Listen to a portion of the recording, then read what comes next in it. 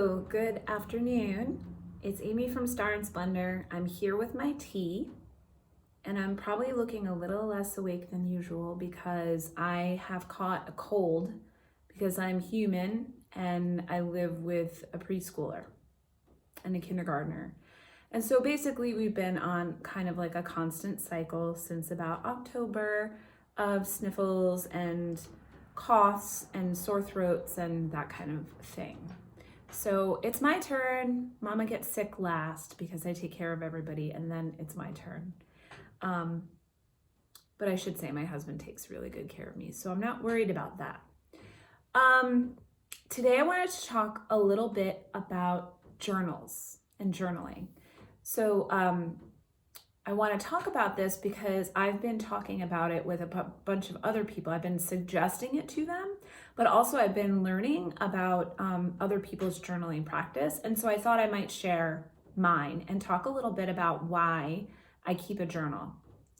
So basically, I keep a daily journal of all my spiritual practices. I call it a magical journal. You could call it a spiritual journal if you did this sort of a thing. It's not the same as a diary. So it's not the same as a record of everything that I've done in a day and everything that, I've experienced, what I ate for dinner, whatever. It's not that sort of a thing. This journal is very specific because it serves as a tool for me. And I'm going to explain a little bit about the benefits of using a journal like this because I've been talking to a bunch of people who would really benefit from utilizing a magical or spiritual journal. So the first thing is to tell you what I include in the journal. Here's the basic list of what I include, and then I'll talk about where I put the journal. So I note the date, obviously.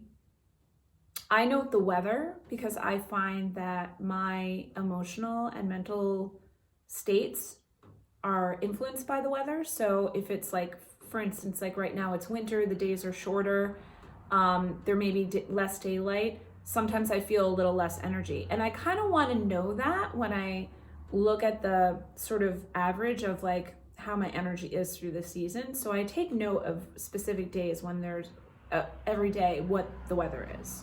Today it's kind of a sunny day and I'm feeling more energetic than I did yesterday, despite being a little bit more sick, because I'm really getting that boost of the visible light. We had days a couple weeks ago where there was snow for a few days and the weather report literally said there was going to be 1.8 hours of sunlight. And man, did I feel that. I really did. I didn't want to get out of bed. My body just didn't know what to do. So I note those things because those can affect my spiritual practice. I also take note of my health and my mood for the day. So I'll take note of the fact that I have a cold today and maybe what my symptoms are. I would take note if I have cervical spine arthritis. So some days I have a really sore neck and I have a headache from that. And so I will take note of days when I have that. Sometimes I'll wake up and my whole right side is kind of crabby and I might take note of that. It's interesting to note because there are some correspondences between physical symptoms and energetic shifts, and this is something that is utilized for Chinese medicine, for energy work. So it's just interesting to take note of it and to notice in conjunction with my energy level and all the practices that I'm doing, and also the weather and the amount of daylight I'm getting. It's interesting to take note of that. And my mood, because obviously all of these things affect my mood, and I kind of want to know, what am I doing on certain days when my mood seems good? Or is my mood better after doing a certain practice for a few days? Or is my mood worse when I'm feeling stuck with a certain problem that I'm facing? Or if I'm trying to process new information, maybe I'm a little more crabby on those days. So I take note of that.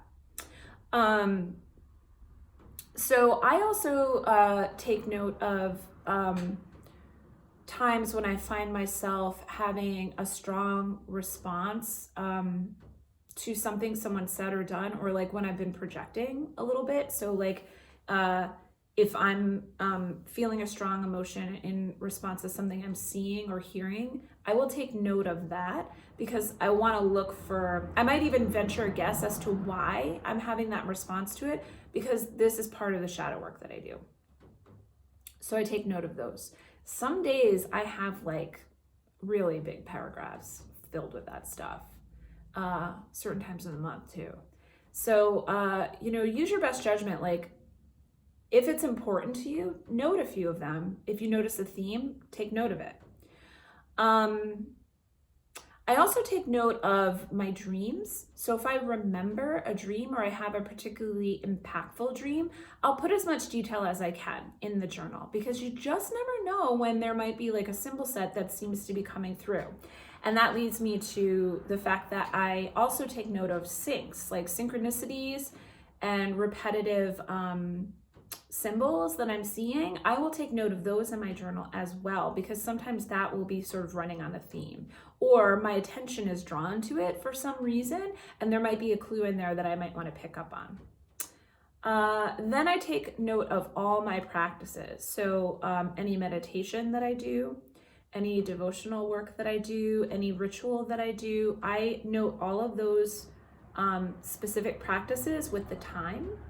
And I also take specific notes about things that I notice while I'm doing them. So like if I have a physical response to something, or if I take note that I feel a certain way emotionally, if I feel happy or sad after, if I notice that I have a certain mood for the rest of the day after I do something, those are all things that I take note of there. I'll also take note of anything like visionary that I may have. So if I sense, and I'm very intuitive, so if I sense a symbol, a figure, like something like that, some information, or if I'm able to visualize something very vividly, or if I notice something different about my visualization, if I've been doing the same visualization over time, I note all that stuff in there. Going back to the synchronicities piece, this is how I've been talking about this with other people. So I've had a lot of people come in and say, I'm having all these synchronicities about this or that. It can be almost anything. Sometimes it's a number, sometimes it's, like an animal. I had a really weird one for a couple days last week where I kept seeing Tinky Winky from the Teletubbies, and that made no sense to me whatsoever, but it just kept coming up, and like I never see the Teletubbies. I never think about the Teletubbies. It was just very bizarre. Like somebody would show me a picture that would have the Teletubbies in it, or one of them, that purple one, and then somebody gave one of like a little toy to my kids that was that Teletubby. Then I saw it in an artwork that I saw on Etsy, and I was like, what is up with the Teletubbies? I don't know. I just put that in my journal. Someday maybe it'll make sense to me. The thing is, when you're experiencing a lot of synchronicities, it's usually in response to something that's like shifting or happening for you. And they can be these sort of, well, in my tradition, we would say this could be potentially like part of the way that your holy guardian angel is trying to sort of have a conversation with you, right? To either urge you on, caution you, influence you in some way, because it's not like it's just speaking English. So sometimes like the synchronicities, or especially the visual ones, will turn our attention to a certain thing for a certain reason. We may not understand what it is at that particular time, but that's why it's important to put it in the journal and have a record of it, so that you can approach it with a little bit more scientific approach versus a more superstitious approach. It's good information if you put it there and take note of it, because you can return to it and note how many times this has come up within a given time period. Or maybe every time you see a fox, it reminds you of this thing, and then you're like, you are revisiting the idea, and that's what fox means to you. So whenever you see the fox, you know, oh, this means this for me, right? And pay attention, right? So taking note of the synchronicities is kind of like saying it's sort of like expressing gratitude for the synchronicity. And I have found that it's an invitation for more synchronicity. So taking note of the synchronicity says I'm paying attention, and so more synchronicity is more likely to follow. And then maybe I will get to what I need to learn from it. So I always note them in there. And that's what's been coming up for me a lot when I'm talking to people, usually over a tarot reading is what it is. Because something will come up in the reading, some symbol will come up in the tarot cards. And someone will say, oh my gosh, that's so weird because I've been seeing lotus flowers everywhere. And what is that about? And I'll say to them, put it in your journal, put it down somewhere. Or if you're dreaming about this, take note of it. Put all the details down, because it's also reinforcing in your psyche that this is a symbol that you want to pay attention to. You're more likely to notice it and maybe get something from it later. I have often had things happen where I've had a synchronicity happen for a while and it didn't make any sense to me for months and months. And then randomly one day I'll just open up a book and I'll read something that makes it terribly, terribly clear to me why I was seeing that particular symbol at that time. And it's just the most delicious feeling when that happens. You feel very vilified. But if you don't have a record of it, how can you really properly take note of that? It's just about learning that particular special language of your psyche, of the holy guardian angel, of, the universe and how it speaks to you. It's about being in the flow and learning how to kind of step in there and take that stride. And so that's why I love journaling, because it sort of reinforces and it creates a record of that. So let me talk about really briefly, like how do I journal? Because I'm really busy and it really is hard for me to make time. I try to make time to do it actually in the morning, the day after. Now, this is not best for everyone. It's not even best for me because I don't have a great memory sometimes because I'm just super busy. But if I'm more of a morning person, so in the morning, I'm more likely to remember details even from the day previous than I am in the evening when I'm already really tired. There have been times where I've tried to take note of things in my journal in the evening, and I've just been literally sitting at my laptop, kind of nodding out. So if that happens to you, I would maybe suggest to you one of two things. Either do your journal in the morning, the day after. Sometimes it gives some really good perspective, at least that's what I find, but you run the risk of losing some details. So like if you've been doing specific ritual or devotional practices or spiritual practices, especially meditation where things can come in very abstractly, you might want to take note of those things right away. So that's why I use Evernote. I have it on my phone and I have it on my laptop, and you can get a free version of Evernote. It's just an app. It's for note taking, and you can take photos, you can take voice memos. That's actually really handy if you remember stuff in the car, or right after meditation, when you don't necessarily want to write or go finding the words. So Evernote it's free. You can share between your computer and your phone. So you get one device share where it will automatically sync itself for free.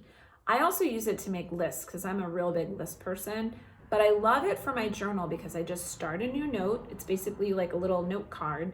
I start a new note for every day. I put the date at the top. I put everything in there. And then I just have like a new note for every day. And then later, after the year is over, I put all of those into a Google Doc and I save them. And then I can search by word. So if, for instance, I'm seeing, or I say, oh, okay, there was like a period of time where I was seeing a lot of Teletubbies, then I can search for the word Teletubby, and then all those entries will kind of pop up, and then I can get some more context, and it's really useful. So Evernote, I really highly suggest. You could just put it in Google Docs, but I find it, for me personally, it helps me to have one card per day or one entry per day that's separate from the rest of my journal. It's kind of like having a new page, right? So if you did journaling when you were younger and you had an actual physical diary, something like this is really great too, because you get the satisfaction of writing on like a beautiful piece of paper with a really nice pen. And sometimes some people process words differently when they write them down. I know I do. But I also can type faster than I can write. And so sometimes the ideas just come flowing a little better when I do it by Evernote, when I'm on my laptop. I usually type them on my laptop, or after a specific practice, I will just type it in on my phone. So one thing I did want to highlight, if you'd like to see an example of a really cool magical journal, I'm not going to show you mine, sorry. But I do have in the shop, I have the Diaries of Jane Wolfe this is from a period of time where she was living with her teacher, her magical instructor, who was Aleister Crowley. So Jane Wolfe was somebody who had a really special, somewhat difficult relationship with Aleister Crowley, who is that famous ceremonial magician that we hear so many terrible and kind of wonderful things about too. Jane Wolfe she kept this diary, and this was the diary that Aleister Crowley would review for her. So this book has images of each page that she typewrote, and then it has notes by him and marks that he made. So it's really kind of raw and really interesting to check out and see all the different types of practices that she was doing and the things that she noted about them. It's really instructional, actually. I have a bunch of copies of this book if anybody wants to check it out. It's kind of cool because she was like a woman ceremonial magician. She was very devoted to Aleister Crowley, and she really helped him right up until the end of his life. And she had been a silent movie star, and then also she did some talking films as well. And the years that she was keeping this diary were in the early 20s, so it just, she doesn't put a whole lot about her personal life in here, but I just think it's so interesting to get some perspectives about this, and I love hearing the voices of women in magic. And these are foundational women. Jane Wolfe was definitely somebody who influenced a lot of women who came after. So if you're interested in picking up this book or even just looking at it to see what a diary is like, I have this in the shop. It's $22. It's really kind of cool. It's a little bit of history. Could be kind of fun for you. So this turned out to be super long. Hopefully it's not too long and you're still with me. But if you have any questions or comments, feel free to put them under this video. You can also email me at shop@Star and Splendor, all spelled out. And I'll put the link to the website so you can check it out, because I'm going to be listing this book in the website. It might actually already be there. I'm going to list it. Anyway, check it out. It's pretty cool. All right, talk to you soon. Bye.